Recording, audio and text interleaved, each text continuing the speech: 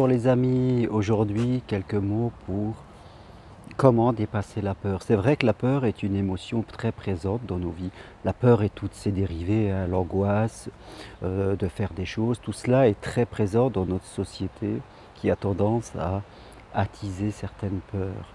Et je crois que c'est important de comprendre que, comme vous le savez, derrière chaque peur, il y a un désir. Si on prend par exemple la peur de manquer, c'est que quelque part nous avons le désir de vivre de l'abondance.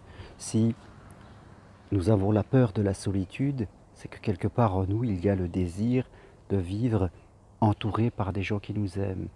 Si nous ressentons la peur, je dirais d'être rejeté, c'est qu'à l'intérieur de nous il y a le besoin d'être accepté pour ce que l'on est. Si nous avons la peur de nous engager, quelque part la peur d'aimer, c'est qu'à l'intérieur de nous, il y a aussi le désir d'être accepté pour ce que nous sommes, de pouvoir communiquer. Voilà, à l'intérieur de nous, il y a souvent deux énergies contradictoires. Et c'est important, c'est même fondamental, je dirais, de faire attention à quelle énergie nous sommes connectés. Si nous sommes par exemple sur la peur de manquer, automatiquement ça va impacter nos comportements, ça va impacter notre façon d'être, notre façon de marcher, de parler. Et nous allons, je dirais, nous replier sur nous-mêmes, avoir peur de dépenser, avoir peur de voyager, de faire des choses parce que nous serons repliés dans nos croyances. Nous aurons même peur d'aller vers les autres par crainte qu'ils piquent notre argent ou qu'ils fassent quoi que ce soit.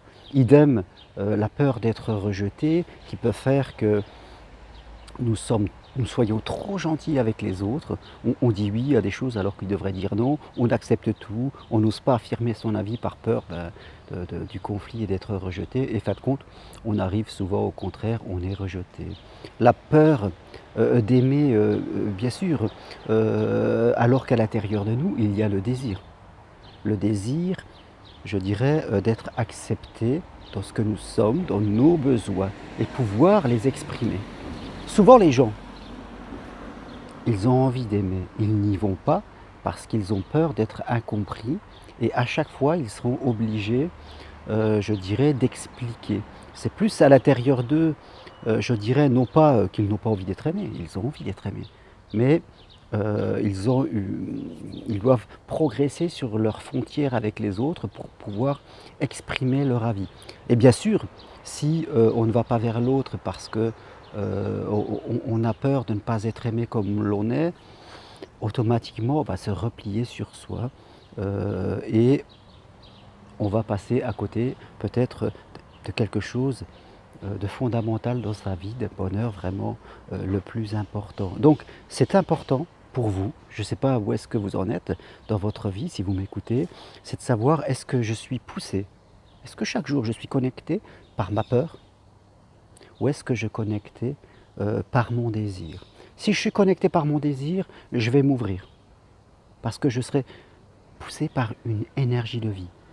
Si je suis connecté par ma peur, je vais souvent me fermer parce que je suis connecté par une énergie du repli sur soi, de la non-vie, du déni.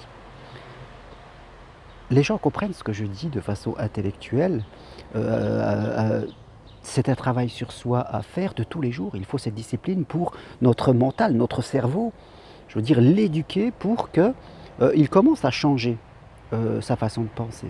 Bien sûr, quand je vois des gens qui m'appellent et qui me disent voilà je souffre, je voudrais aimer, être aimé, et dès que quelque part je leur dis ok on va travailler ensemble, hop, ils ont tendance à reculer parce que bien sûr ils sont connectés à la peur. Aller vers le désir nous oblige quelquefois à traverser notre peur. Donc il y a des personnes qui m'appellent, des femmes souvent, qui me disent « Vous pouvez m'aider, en tout cas je suis seule, je souffre de solitude, je veux en sortir ». Je lui dis « Oui, on va le faire ensemble ». Et puis elle me répond « Bon, je vais réfléchir, je vais voir ». On ne sait pas à quoi elles vont réfléchir, parce qu'elles réfléchissent toute la journée. Mais c'est la peur qui vient de se réveiller parce que automatiquement on s'est connecté au désir qui fait qu'elles font marche arrière. Pourquoi aussi? Parce qu'elles ont organisé toute leur vie autour de la peur. Elles ont organisé toute leur vie pour, en tout cas, se protéger de la peur qui est un peu mise de côté. Elle est toujours là, la peur, mais elle est domptée. Et on a organisé sa vie pour passer aux alentours. Et bien sûr, si on commence à vouloir aller vers son désir d'être aimé, automatiquement la peur va venir. Elle va venir pour nous dire de faire marche arrière. Ça dure qu'un temps et après, il faut la dépasser. Donc, c'est important que vous preniez conscience de ces phénomènes émotionnels à l'intérieur de vous pour pouvoir les dépasser. En nous, il y a une peur, des peurs. Et derrière chaque peur, il y a un désir, en tout cas de vivre, un désir de dépasser la peur. À chaque fois que vous allez vous connecter à ce désir, vous allez déclencher la peur. C'est normal. Mais cela ne dure qu'un temps. Et après, vous allez le dépasser. Voilà, donc c'est très important de prendre en compte ce phénomène. Après, vous pouvez travailler de multiples façons, être aidé par un coach, faire de l'hypnose, faire de la sophrologie, et vous verrez qu'avec le temps, voilà, l'échange en vous, vous allez être connecté beaucoup plus à votre émotion du désir qui sera positive.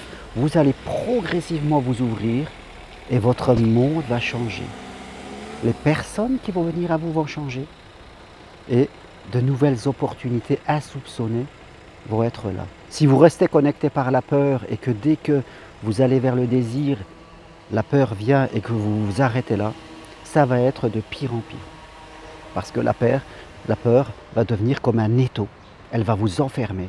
Et si vous restez 10 ans comme ça, après ça va être vraiment pas facile d'en sortir. Et ça serait vraiment dommage pour vous, pour votre vie et pour tout ce que vous pouvez apporter au monde. Voilà ce que je voulais vous dire aujourd'hui. Merci d'être là, de m'écouter.